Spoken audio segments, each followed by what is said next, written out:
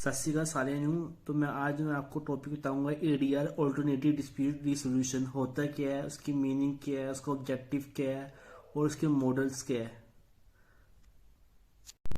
अब इसमें बताना है कि हमने जो इंडियन जुडिशरी सिस्टम है वो ओल्डेस्ट जुडिशल सिस्टम है। वो कहते हैं वो इनएफिशिएंट है क्योंकि उसमें पेंडिंग जो केस है बहुत ज़्यादा है और ये इंडियन कोर्ट है वो ऑब्स्ट्रक्ट कर रही है अनसेटल्ड केस जो बहुत से पहले से है। इससे जस्टिस डिले हो रहा है हमारा। अब अब ये कहते हैं अब बहुत से जो बिजनेसमैन होते हैं उनके पास इतना टाइम भी नहीं होता और ये लॉन्ग पीरियड अब जो जो इंडियन कोर्ट में जाता है वहाँ पर बहुत ज़्यादा टाइम लगता है। तो इसलिए ऑल्टरनेटिव डिस्प्यूट रिसोल्यूशन बनाया गया है जो स्पीडी ट्रायल होता है जिसमें और इसमें अनबायस्ड और न्यूट्रल पर्सन होता है जो थर्ड पार्टी पर्सन होता है वो सॉल्व करता है केस को। अब इसमें बताना कि ऑब्जेक्टिव क्या है एडीआर के। इसमें ये क्या कि इसमें ये है कि सेटल करे डिसएग्रीमेंट वो भी पीसफुली कॉम्प्रोमाइज़ करके और फेयर सेटलमेंट हो और जो भी है और जो भी मैक्सिमम सेटिस्फेक्शन हो दोनों पार्टीज को हो। और इसमें पहला मॉडल ऑफ एरियाज पहले बता दो कौन कौन से हैं। आर्बिट्रेशन है, काउंसिलेशन, मेडिएशन, नेगोशिएशन। इसके साथ साथ लोक अदालत एंड जुडिशियल सेटलमेंट भी है जो मॉडल है वो एडीआर की। अब आर्बिट्रेशन बताता हूँ है क्या। जो आर्बिट्रेशन है जो उसकी कहते हैं ओरिजिन हुई है वो विलेज पंचायत से हुई है। मतलब पहले एंशियंट इंडिया में से एशियन इंडिया से है। मतलब बहुत पहले से वो विलेज पंचायत है जिसमें जो डिसीजन हो जो कहते हैं पंचायत पंचास मतलब कलेक्टिव डिसीजन जो लेती है पंचायत उसको पंचायत कहते हैं। और उसको हम क्या कहते हैं एम्बोडीमेंट ऑफ वाइस ऑफ गॉड। मतलब वो ऐसे कि भगवान का मतलब डिसीजन हो ऐसा है कि मतलब डिसीजन ऑफ द गॉड। और इसमें क्या है कि इसमें हमें जो ये डिसीजन होते थे पंचायत के हमें ये इसको एक्सेप्ट करना पड़ता था ओबेड अनक्वेश्चनेबली। मतलब कोई क्वेश्चन नहीं कर सकते थे। अब जैसे जैसे मतलब चेंज होता रहा हम बहुत सी चीज़ें हैं चेंजेस हुए हैं इसमें किसी में अपील कर सकते हैं। अब ये एक एडीआर है ये आउटसाइड ऑफ कोर्ट सिस्टम। इसमें क्या होता है इसमें क्या होता है कि आर्बिट्रेटर्स को हम अपॉइंट करते हैं। आर्बिट्रेटर्स की मतलब कोई क्वालिफिकेशन है नहीं एज सच पर इसमें लिखना है कि आर्बिट्रेटर है वो साउंड माइंड होता है और जो आर्बिट्रेटर्स होते हैं यूजली वो क्वालिफाई कहते हैं एक्सपीरियंस कहते हैं एडवोकेट होता है। और दूसरा जो रिटायर्ड जज होते हैं। अब रिटायर्ड जज जो आर्बिट्रेशन होते हैं बेसिकली कमर्शियल ट्रांजैक्शंस सॉल्व करते हैं। आर्बिट्रेशन मतलब बहुत से मॉडल्स है ना। ये आर्बिट्रेशन कमर्शियल ट्रांजैक्शन के लिए जाना जाता है कि कमर्शियल ट्रांजैक्शन है उनकी जो प्रॉब्लम्स है वो कमर्शियल प्रॉब्लम्स है वो सारी सॉल्व करता है। और ये लीगल बाइंडिंग इन नेचर है। इसको मतलब ऐसे ही मतलब ये दूसरी जैसे नेगोशिएशन जैसे नहीं है कि हाँ बस हमने बस एडवाइस लिया है। ये डिसीजन है बाइंडिंग है और जो आर्बिट्रेटर होती है उसकी रिस्पॉन्सिबिलिटी होती है कि जो भी वो डिसीजन दे वो अनबाइज्ड हो। और जो आर्बिट्रेटर होता है ये कंपलसरी होती है कि ओड नंबर में ही हो आर्बिट्रेटर। अब जो सेकंड है वो है मेडिएशन। अब मेडिएशन क्या है। मेडिएशन इज ए वॉलंटरी वॉलंटरी मतलब क्या होता है कि हम अपनी इच्छा से गए हैं मतलब किसी के दबाव से नहीं है। मतलब वॉलंटरी मतलब खुद की इच्छा से मतलब फोर्सफुली कहानी की आओ आप। मेडिएशन is a voluntary and informal method of ADR. ADR है अब ये सिंपल है इसलिए क्योंकि क्योंकि एक मेडिएटर को ना अपॉइंट किया जाता है।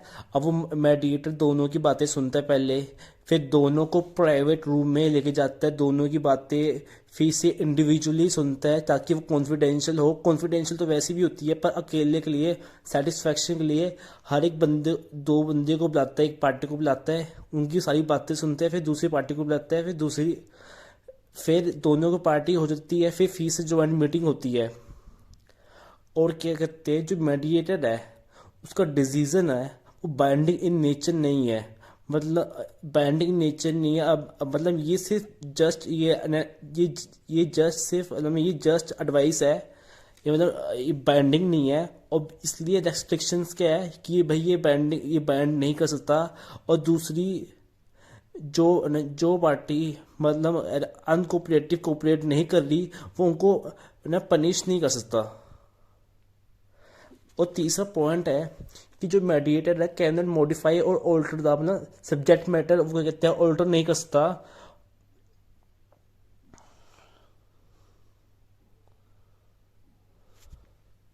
और इसके फंक्शन तब तक का है जब तक मतलब पार्टी को मतलब डिज़ायर है, हाँ। और जब पार्टी को लगता है कि नहीं चाहिए इसकी एडवाइस, तो मतलब तब इसका फंक्शन भी ख़त्म हो जाता है और उसकी कोई वो कंसेंट नहीं चाहिए। अब काउंसिलेशन क्या है? अब काउंसिलेशन को हम जो काउंसिलेशन टर्म है वो ना तो ये आर्बिट्रेशन एंड काउंसिलेशन एक्ट 1996 में एक्सप्लेन की है, ना किसी सेक्शन में की है। Section 89 of code of civil procedure 1908 ये एक एडीआर का मॉडल है जिसमें एक काउंसिलेटर अपॉइंट करते हैं। और काउंसिलेटर विदाउट एनी कहते हैं ना बाइसनेस वो केस सॉल्व करता है और ये मेंटेन होती है कॉन्फिडेंशियली। अब जो काउंसिलेटर का जो है कि या ये बाइंडिंग है या नॉन बाइंडिंग है, ये जो भी है ये एक चीज़ में डिपेंड करती है, वो है एग्रीमेंट। अगर आपने एग्रीमेंट से पहले आपने बनाया हुआ है कि हाँ यार ये एग्रीमेंट से पहले बनाया हुआ है कि डिसीजन बाइंडिंग होना चाहिए तो ठीक है, नहीं बनाया हुआ तो एग्रीमेंट तो नॉन बाइंडिंग इन नेचर है। अब सेक्शन 76 कहता है ये ऑफ द एक्ट की काउंसिलेशन प्रोसीडिंग है वो कब कब खत्म हो जाएगी? व्हेन द सेटल एग्रीमेंट, मतलब सेटल एग्रीमेंट हो गया और दोनों के settle agreement is signed by the parties, मतलब सेटलमेंट हो गया वो पार्टी से साइन कर दिया। दूसरा ये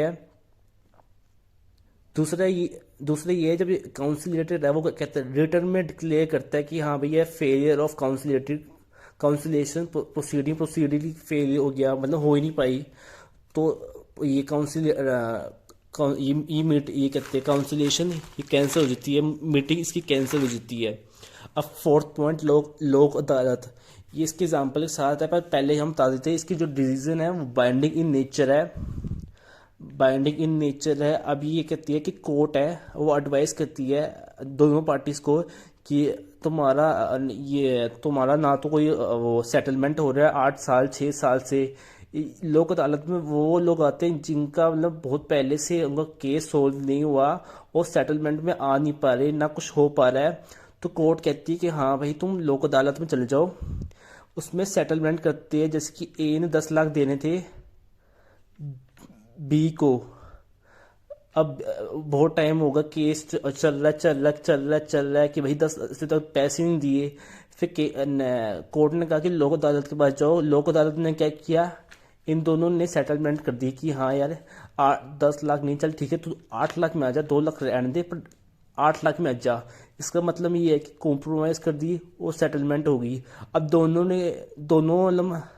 दोनों की कंसेंट है तो क्या हुआ, म्यूचुअल कंसेंट है तो क्या हुआ, सेटिस्फेक्शन भी मिल गई। हाँ यार ठीक है, इसके होया कि यार 2 लाख, चल ठीक है 2 लाख कम देता हूँ इसको, ये चल यार ठीक है यार कुछ ना मिलने से बेहतर है कुछ तो मिले। तो इसमें क्या हो गया 8 लाख मिल गया इसको, दोनों पार्टी खुश है। और जो लोक अदालत का वो डिसीजन है बाइंडिंग है, just like as a decree of court, मतलब कोर्ट जैसे जो कोर्ट का डिसीजन होता है ना वैसे ही ये है। अब नेक्स्ट पॉइंट है नेगोशिएशन बस सिंपल सा है। इसमें पहला पॉइंट ये है कि नॉन बाइंडिंग नेचर है, दोनों पार्टी नेगोशिएट करते हैं विद ईच अदर, बस ये same like as arbitration conciliation, ज़्यादा नहीं है, बस एक पॉइंट ही नेगोशिएशन करते हैं और म्यूचुअल कंसेंट के साथ एक ही पॉइंट में एक सेटलमेंट में आ जाती है, जिससे मैक्सिमम सेटिस्फेक्शन होती है, हॉस्टिलिटी मतलब कम होती है, मतलब जैसे कि अनकाइंडनेस कम होती है और लेस टाइम कंज्यूमिंग होती है। अब जो करेक्टरिस्टिक्स ऑफ एडीआर है वैसे बता देता हूँ कि कॉन्फिडेंशियल है और एम्पायर सिस्टम है नहीं है, मतलब इवन नंबर ऑफ जजेस है नहीं है और अनबाइज्ड होता है और स्टैट्यूटरी है। एट लास्ट हम कंक्लूजन में जाएंगे ये यहाँ एडीआर जो है ये बेटर है लिटिगेशन से, क्योंकि ये लेस टाइम कंज्यूमिंग है और इसमें डिसीजन है वो कितनी जल्दी हो जाती है और जिससे क्या है दोनों को पार्टीज को मतलब सेटिस्फेक्शन मिलती है और ये दोनों के कंसेंट से ही होते हैं। और ये फ्लेक्सिबल भी है, जैसे ज़्यादा स्ट्रिक्टनेस नहीं है as compare to court. Thank you everyone. अगर आपको वीडियो अच्छी लगी तो लाइक शेयर सब्सक्राइब कर दो।